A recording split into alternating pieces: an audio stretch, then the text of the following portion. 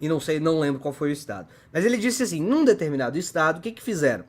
Eles deram uma bonificação XYZ, que ela só serve para quando você está em sala de aula. Se você faltar, né, tudo bem, você tem o seu direito de tirar, né, por exemplo, o seu atestado, não ir naquele dia, tá tudo certo, não tem problema nenhum.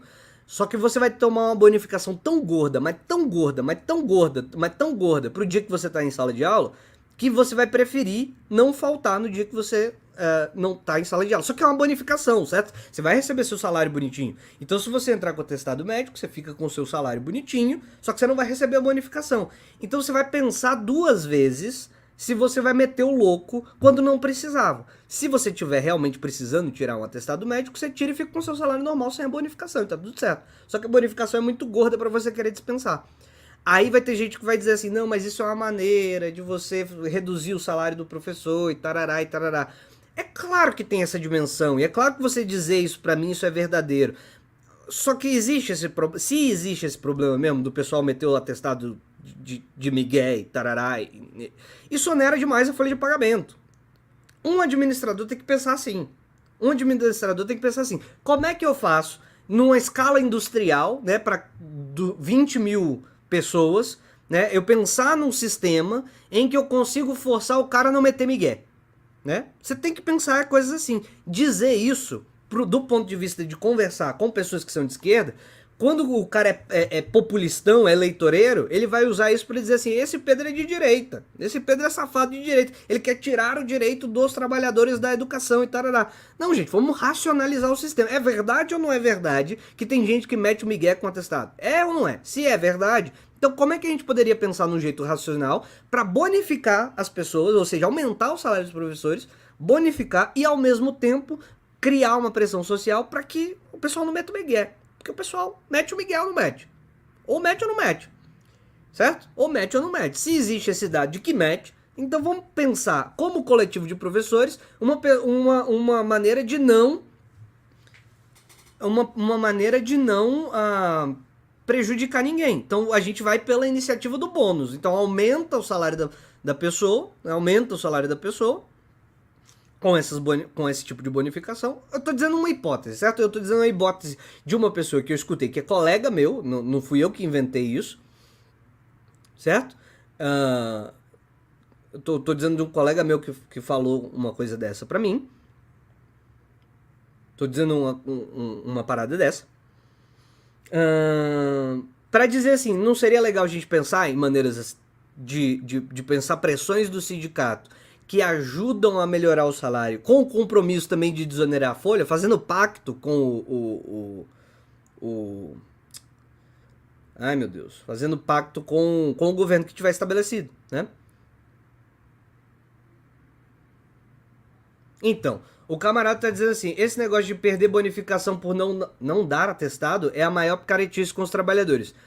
Então veja, eu tô aberto aqui, eu tô dizendo o seguinte, foi um colega meu que comunicou isso, não fui eu que inventei isso, certo? E o que ele me contou é que ao fazer isso, todo mundo saiu ganhando mais, o resultado foi esse, as pessoas saíram ganhando mais e a folha foi desonerada, ao mesmo tempo, é empírico.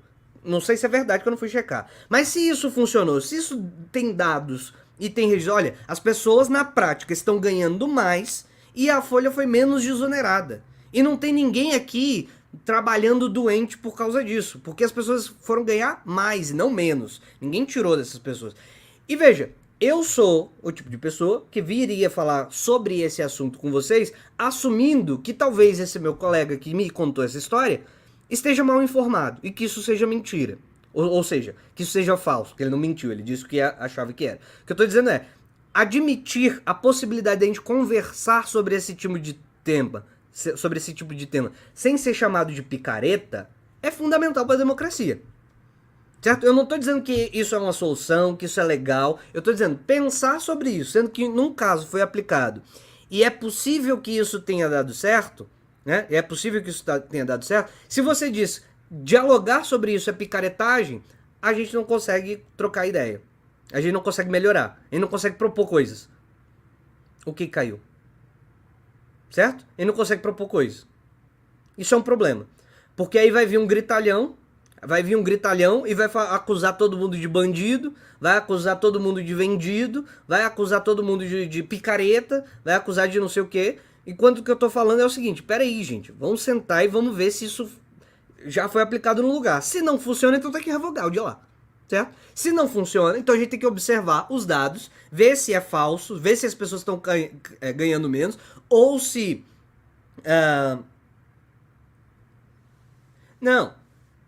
Bicho, veja, o nosso camarada tá dando o caso concreto dele. Falando sério, trabalhei num restaurante, então, tô falando mais especificamente de quem ganha o salário mínimo. Beleza? Então é outra situação, né? É outra situação. Aqui os trabalhadores do DF, da educação, eles ganham, eu acho que agora tá em 6 mil, certo? O salário nosso aqui tá em 6 mil, de 40 horas. Mais ou menos isso.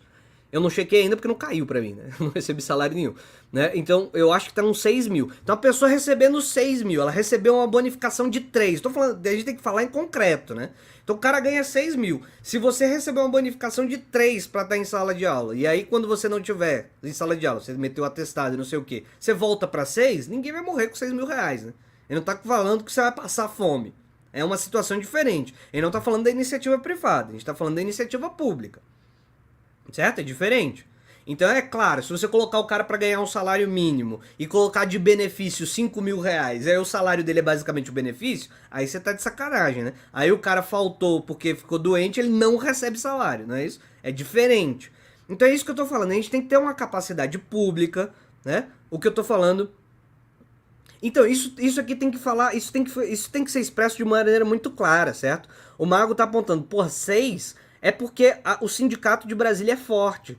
O sindicato de Brasília, o Simpro do DF, ele é forte. Não só o sindicato de Brasília é muito forte, mas como o Estado, né? Ou seja, o Distrito Federal, ele também é muito endinheirado, certo? O Distrito Federal, relativamente, proporcionalmente, ele é muito endinheirado. Então ele consegue pagar muito bem.